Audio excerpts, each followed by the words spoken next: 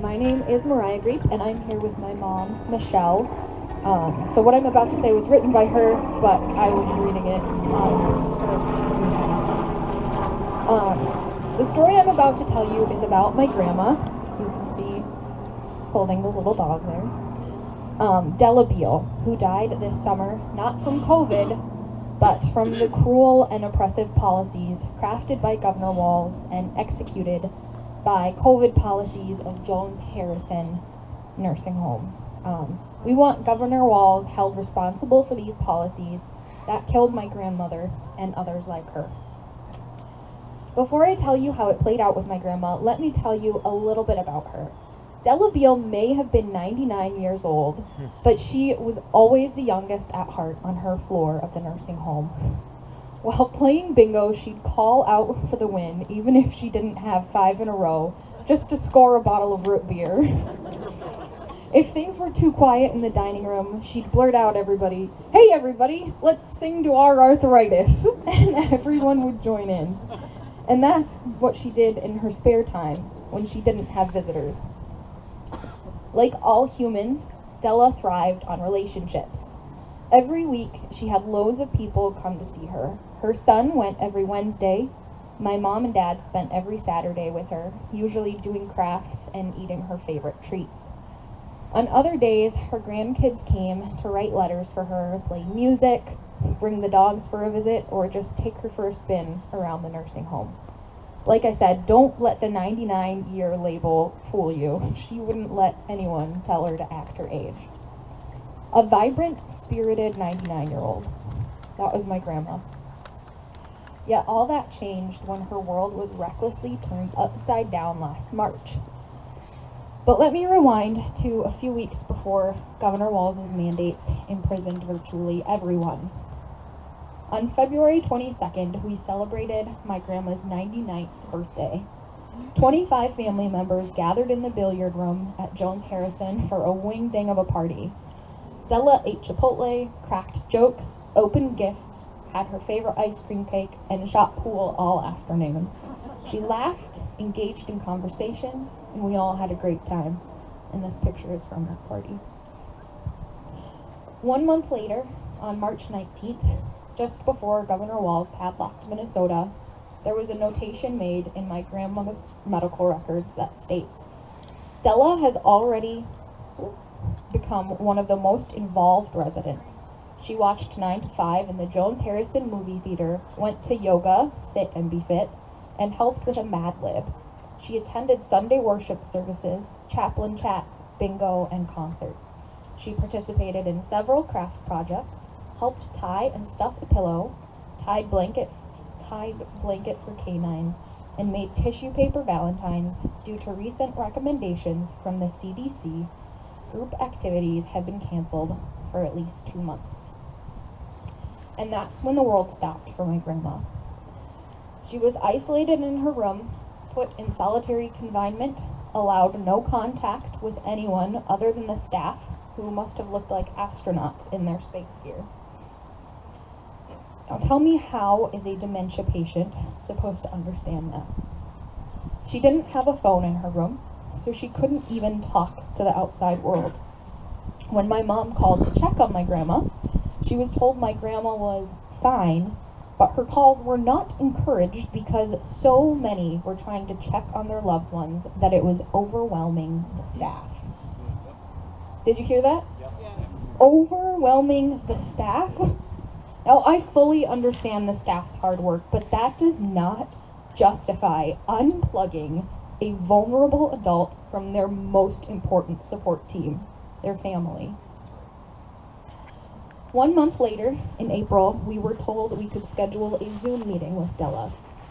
We were so excited and also a little apprehensive because we were also feeling oppressed by the far-reaching authority of the governor. We scheduled a meeting for Mother's Day.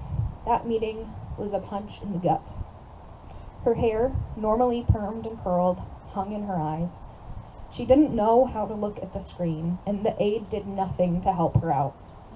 She didn't initiate any conversation. She just answered when we spoke to her. This was heartbreaking.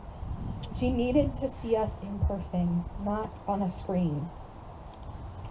Later, my mom asked the nursing home if she could just come wave to my grandma through the window. All an aide would have to do would be to roll Della to the window, and my mom could at least see her.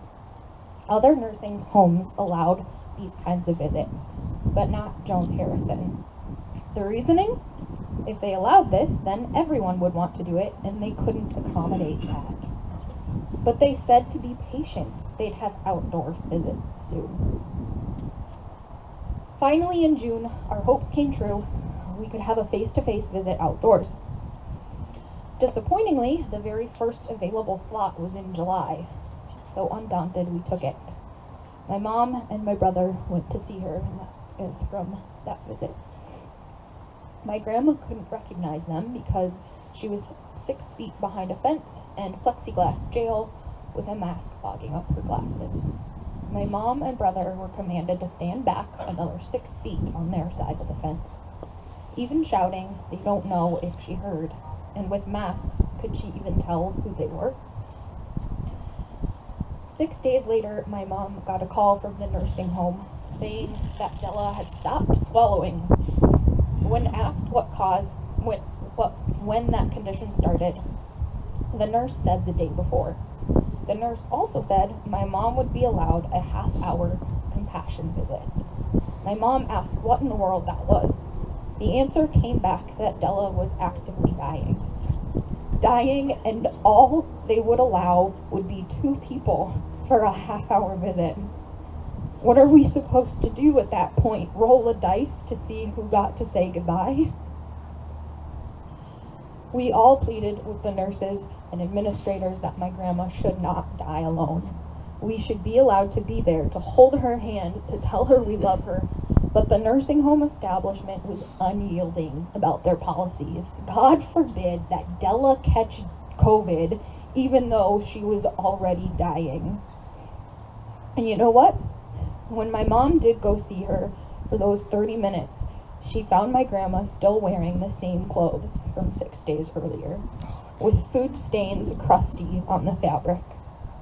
If they hadn't changed her clothes, how else was she neglected during those 4 months? We'll never know because we were locked outside. After some brainstorming, our hopes rose again when my mom pushed and finally got Della scheduled for discharge the next day at 3 p.m.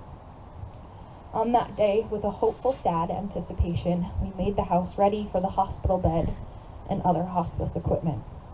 Grandma would arrive shortly thereafter. Finally, she could be with her family. We could comfort her and give her our goodbyes. At 2:45 that same day, my grandma was discovered deceased at the nursing home. Her last documented vital signs and meds were given at 1:30 p.m. That was the last time anyone had seen her alive. For an hour and 15 minutes, they didn't check on an actively dying patient. No one was with my grandma when she drew her last breath. She was utterly and completely alone. If we had known my grandma was going downhill during those months of lockdown, we would have taken her out and brought her home. But we trusted her caregivers, and they broke that trust. If we had been allowed to visit, we would have noticed, and we would have been able to give her the dignity of dying with her family at her side. Governor Walz and Jones Harrison have her blood on their hands. These COVID policies, supposedly protecting vulnerable adults from death, are actually causing death. My grandma died of isolation, of being shut alone in a room. I would have rather had her die of COVID with us at her side instead of with no one to hear her final breaths. It's time to end these policies, to let family members be with their loved ones instead of locking them away like prisoners. And that's why I'm here today, to speak for those dementia patients who can't speak for themselves. People like my grandma, who I'll never get to say goodbye to. Stand up, Minnesota. Hold the governor and his administration accountable for the cruelty and death they've brought about. Stand up and speak for those who cannot speak for themselves. Stand up and say no more.